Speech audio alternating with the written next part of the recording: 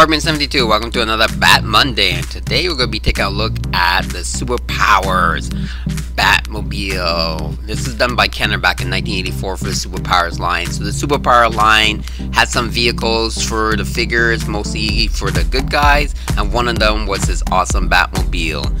So this Batmobile was a two-seater at the time, and there weren't many Batmobiles like that, or any at all, unless you collected Mego figures.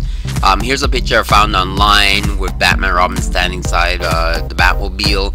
I do have Batman. I think he's in one of my other Bat vehicles somewhere in my Bat cave, and I don't think I have a Robin anymore. But nevertheless, you can see how they fit inside perfectly inside this Batmobile. Roughly, the Superpowers are about 5 inches tall back then. So, without further ado, let's take a look at the features of this Batmobile. That was the cool part. So what made this Batmobile cool is the fact that it had a lot of cool features to it. So one of them being is that he had a battle ram here. So by pressing, oh sorry, this is the headlights. This part here is the headlights, so it'll come up. It's to mimic the headlights come up from his eyes there, and there's the design of the Batmobile on top. Now this button here was for the battle ram in the front, so you just push that. I don't know, mine still works. There you go. So it does it's a little ram, so you get really close to the figure and you just press that button and it kind of rams them in front. This was used a lot in the Superpowers cartoon and stuff like that, so that was pretty neat that they actually had the Batmobile in the Superpowers cartoon and some of his other cartoons too. This is the Batmobile that you saw a lot in the animation back in the 80s and stuff on TV. Last button here is for the back here, which is like a capture claw. You see a lot of Batman design everywhere on this car, which is pretty neat. I love it. This thing, you press this and it will snare a bad guy. So basically you come out and grab like the Joker. Penguin is a little too round for this type of thing, but any like slim type Superpower figure, it will just basically grab them just by pressing this button, and there you go, and you just push it back in. Pretty slick. It had the clicking noise you can hear. That's to give it some, like, I guess, engine roar, or make it seem like it's going down the street or something. And there's the bottom of it, which I'll do a little bit more still pictures of those. But at the time, this is a really, really cool Batmobile. Really great Batmobile to have, especially for the Superpowers line.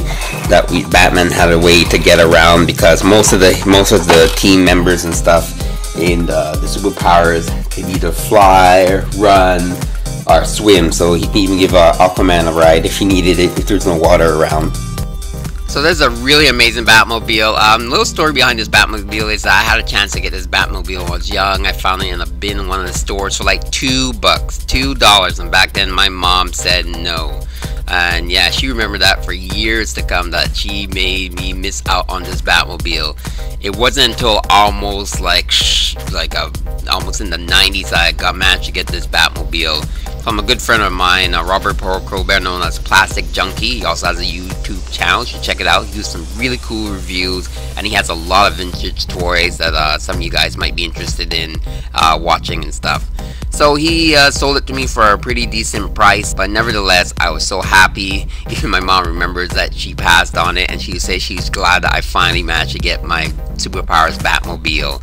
This is one of those cars that I really, really wanted, and eluded me for quite a time. Because back then, there's no internet or anything like that, no online stores. Basically, when you saw a figure or a vehicle in the store at that time, you either bought it or you took your chance and hoped that you'll see it again when you went back to that store. And if you didn't, you had no idea when they're going to get more, or if they were going to get any more, and there's no way to track it down anywhere.